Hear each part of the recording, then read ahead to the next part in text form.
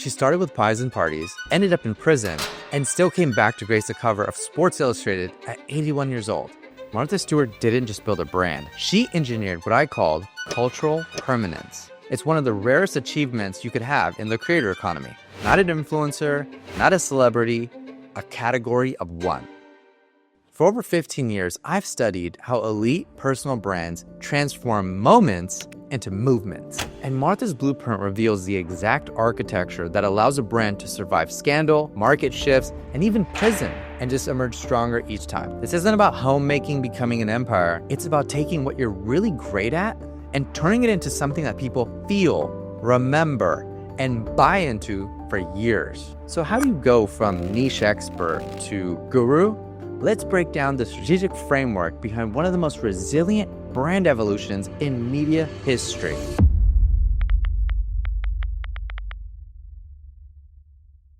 Before the magazine, before the TV show, or the billion-dollar licensing deals, Martha made one decision that would eventually lead her to smoking doobies with Snoop Dogg. Martha walked away from Wall Street and she bet it all on her taste. Now, why would somebody quit their six-figure Wall Street job to make pies in the kitchen? Well, in the 1970s, Martha was doing what every ambitious young professional was supposed to do, chasing the American dream, suit and all. She was a legit stockbroker. She was sharp, respected, earning six figures when six figures actually meant something. And then she left. No grand announcement, no investor newsletter. She traded in the trading floor for her kitchen table. She started cooking, throwing beautiful dinners, folding napkins like they were works of art. To most people, it looked like a hobby, maybe even a little ridiculous. Her colleagues from Wall Street didn't get it. Even her friends didn't understand why she walked away from a stable six-figure career to set up tables and baking pies. But Martha wasn't trying to impress anyone. She was following a feeling, a creative instinct that didn't need validation. That wasn't a brand strategy or a business pitch. It was just a perfectly crafted dinner party set in a home no one had planned to film. But that was exactly where the magic lived. If there's something you do obsessively, even when no one's watching, even when no one gets it, don't ignore that. That's the signal. You don't need permission. You need proof. And proof comes from doing. So when Martha left Wall Street to start hosting dinner parties, that was her expertise arbitrage moment. The exact point where her unique way of seeing things became more valuable than just following the normal path to success. Through my work with personal brand clients, I've noticed that the most powerful brands are built when someone takes skills from one domain and then applies them within an adjacent field. Martha didn't just leave finance. She took all that attention to detail and brought it into a world that had never seen that kind of precision before. So this kind of disciplined domain transfer, taking skills from one field and then applying it into a new space, is what gives you an early edge. When you start obsessing over details no one else notices, that's not just a personality quirk. That's the first sign that you're carving out your own lane. So at that point, Martha wasn't trying to be known. She was just trying to do what felt right. No press, no platform, just a kitchen, some conviction, and the kind of detail that makes people stop and wonder, who did this? And one night, the right person asked himself that very same question. It wasn't some big launch party for her. Martha had been hired to cater a book event in Westport, Connecticut. Nothing flashy, just another high-end gig. But in that room was Alan Merkin, head of Crown Publishing. And while most people saw a nice dinner, he saw something else. The hand-folded napkins, the flawless timing, the plating that looked like a magazine spread. He saw discipline, taste, and vision. A brand before branding was even a thing. And after that last course, he walked up to her and said the words that changed everything. You should write a book. That moment wasn't strategic. It wasn't viral. It wasn't about who she knew. It was just real work seen by the right person. You don't need more followers. You need moments where what you do is undeniable. That happens when you stop trying to impress and start building something true to you. Loudness fades. Precision lasts. That one dinner party led to her first book, and that book didn't just land on shelves. It landed in culture. In 1982, Martha took everything she learned in the kitchen, the plating, the planning, the perfection, and turned it into her first book, Entertaining. And she launched it into a world obsessed with Wall Street, shoulder pads, and fast money culture. It was the era of bigger, faster, richer, and here she was slowing everything down to say, Entertaining, like cooking, is a craft. And like any craft, it deserves time, thought, and love. I like to think of it as a gift. She showed that a homemade meal, a handwritten place card, a beautifully folded napkin could carry as much weight as a designer handbag. And suddenly, across the country, people started caring. They weren't just cooking to feed, they were creating an experience. She made homemaking feel like haute couture. The book became a cultural hit. Entertaining didn't just hit bestseller lists, it quietly rewired how an entire generation thought about home life. Coffee tables, once filled with Time or Newsweek, now held Martha. Cookbooks used to be manuals, and she turned them into status symbols. Because your passion doesn't build your brand, your packaging does. What you love only becomes powerful when it makes other people feel something too. Don't just share your skills, translate them into something your audience wants to live inside. That's when expertise turns into true identity. That book didn't just sell, it reframed what homemaking could be. But this was just a start, because what Martha did next, no one was expecting.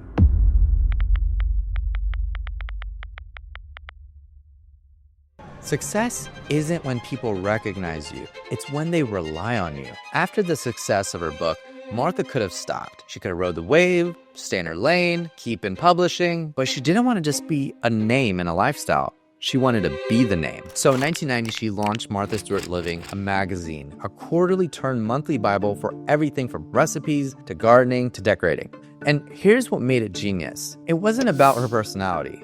It was about her standards. You want to know how serious she was about it? When Martha shot covers for her magazine, if a single napkin fold was crooked, they reshot the entire spread. No exaggeration, even if it took hours, even if no one else noticed. Because for her, the brand wasn't about good enough. It was about precision. She wasn't just sharing information, she was creating an ideal, a lifestyle built around care, beauty, and just being meticulous with everything. Each page of her magazine reflected that world. People didn't just read it for what to do, they read it for who they wanted to become. That's something a lot of creators miss. It's not just about being on every platform, it's about showing up in a way that builds trust. Martha's magazine did just that. It taught people what to expect from her. High standards, every single time. Because at the end of the day, your brand isn't what you post once. It's what people count on you for. Going viral is great, but what really sticks is being consistent. When you repeat excellence over and over, people don't just notice, they remember. This is what I like to call trust architecture system, where attention is transformed into authority. When you look at Martha's business model, you can see a clear and deliberate progression. Phase 1 was about demonstrating expertise. The book phase, where she established her voice. Phase 2 focused on building an audience connection. Through the magazine, she deepened trust and consistency. Phase 3 was ecosystem expansion, launching products and media channels that allowed her world to scale beyond her direct presence. Each phase didn't just add more, it amplified the last. That kind of layered momentum is what I like to call validation velocity, where every platform reinforces the brand and expands its reach. I've seen the same pattern across most successful personal brands. It's not just about making more content, it's about engineering a sequence where every move transforms passive viewers into true believers. Most people expand with noise, but Martha expanded with precision. In 1993, Martha took another major step, launching the Martha Stewart Living TV show. To understand how bold that was, you have to remember what daytime television looked like at this time. It wasn't polished or aspirational, it was chaos. Talk shows, flying chairs, tabloid drama, Jerry Springer, Ricky Lake, even Oprah, the class act of the era, was leaning emotional, not elegant. There was no HGTV, no Food Network empire, no blueprint for what Martha was about to do. One minute, you'd be watching someone throw a chair over a cheating scandal. The next, Martha was calmly explaining how to blanch green beans and then arrange them in a perfect symmetry on a white ceramic platter. Serve it up hot and the salad cold. Enjoy. It wasn't just a shift in content. It was a shift in tone, and energy, and expectation. So when she appeared on screen, cool, poised, showing you how to tie twine around fresh herbs or fold a napkin into a swan, it didn't just stand out. It redefined what lifestyle content could be. It invented a new lane. By the mid-90s, she wasn't just a personality. She was part of the rhythm of people's lives. The magazine, the book, the show, they all echoed the same promise. Martha's world wasn't just aspirational. It was achievable, because the goal isn't just to be everywhere. It's to be felt everywhere. When your message, your tone, your standards hold steady across every platform, people don't just recognize you, they rely on you. That's not just how you scale content, that's how you scale trust. You know your brand is real when people don't just consume it, they live inside it. In 1997, Martha made a move no one saw coming. She partnered with Kmart. Not Neiman Marcus, not Williams-Sonoma, Kmart, home of the Blue Light Special, where you could buy a lawn chair, a 12-pack of socks, and now a Martha Stewart table runner. You might think that's a mismatch. High taste meets discount retail, but to Martha, it was a perfect move because she wasn't just selling upscale decor. She was selling the idea that a beautiful, well-styled life shouldn't be reserved for the rich. And through Kmart, she gave everyday shoppers access to a version of that lifestyle. It wasn't about exclusivity, it was about inclusion. That line went on to do over $1 billion a year. Because your brand isn't just what you say, it's about what people experience. If they believe in your vision, give them a way to bring it home, literally. That's how a brand becomes more than a message. It becomes a movement. By the late 90s, Martha had built something that most creators dream about. A brand so tight, so trusted, that her name alone could move markets. But here's the thing about building an empire with your face on it. When things go wrong, you are the crisis. And what came next would either destroy everything she built or reveal how strong the brand really was.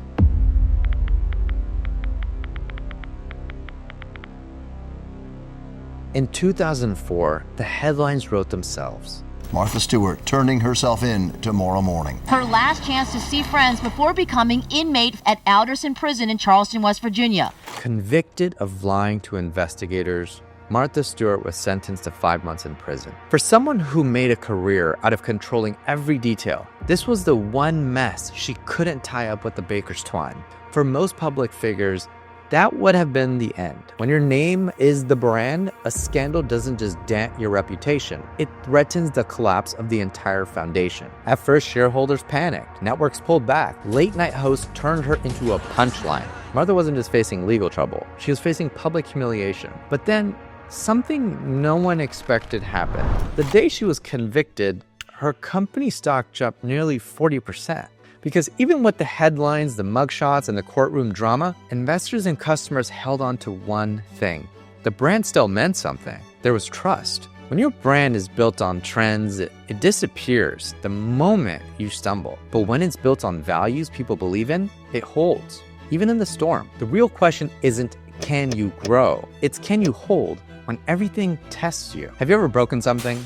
A plate, a plan, a relationship, and tried to piece it back together like nothing ever happened? From a distance, it might pass, but up close, the cracks always show. That's how most people handle a fall. They try to rewind, rebuild the illusion, pretend like it never happened. Martha didn't do that. You don't rebuild the brand by hiding the damage. You rebuild it by making it part of the story. Martha didn't retreat. She didn't apologize and disappear. She came back, sharper, funnier, more fearless than ever before. Less than a year out of prison, she launched a new show, signed fresh brand deals, and even spun off The Apprentice. But the real power move wasn't what she did, it was how she showed up. She let go of this perfect image and leaned into something better. She didn't deny the scandal, she embraced it, and it made herself bigger from it. That's what I call adversity alchemy, turning a setback into brand strength. The best comebacks follow a pattern, acknowledge the truth, show a new side of yourself, and shift the story toward what comes next. She didn't rebuild the brand, she made the cracks part of the blueprint. Because when people watch you own your cracks and grow anyway, they don't just respect the brand, they believe in the evolution. In 2023, at 81 years old, Martha became the oldest person ever to appear on the cover of Sports Illustrated's swimsuit issue. Not to chase relevance, but to challenge the way we define it. A reminder, she said, that life is short and that boldness doesn't have an expiration date. And somehow, it didn't feel like a pivot. It honestly just felt like the next chapter. This is the same Martha who roasted Justin Bieber on national television, who swapped recipes and business deals with Snoop Dogg, who went from carefully curated pie crust to viral selfies by her pool, without ever losing the thread of who she is. She didn't cling on to the past. She kept moving forward. Curious, experimental, unafraid to surprise people. And while youth culture raced to keep up with what's next, Martha stayed steady. Not by chasing trends, but by staying curious. Neuroscience backs it up. The brain thrives on novelty. It's not age that dulls us. It's rigidity. Martha didn't freeze in place. She stayed alive in her work, and the culture made space for her because of it. Because relevance isn't about being young. It's about staying in motion. And Martha, she hasn't stopped. From generalist to specialist, from trusted expert to cultural icon, she became the blueprint, the guru's guru. Every version of her wasn't a reinvention. It was an upgrade. Want to see how another guru did it? In this series, we're breaking down the playbook behind personal brands that didn't just make noise, they made impact. Who should we cover next? Drop a name of a creator whose brand you think deserves a closer look.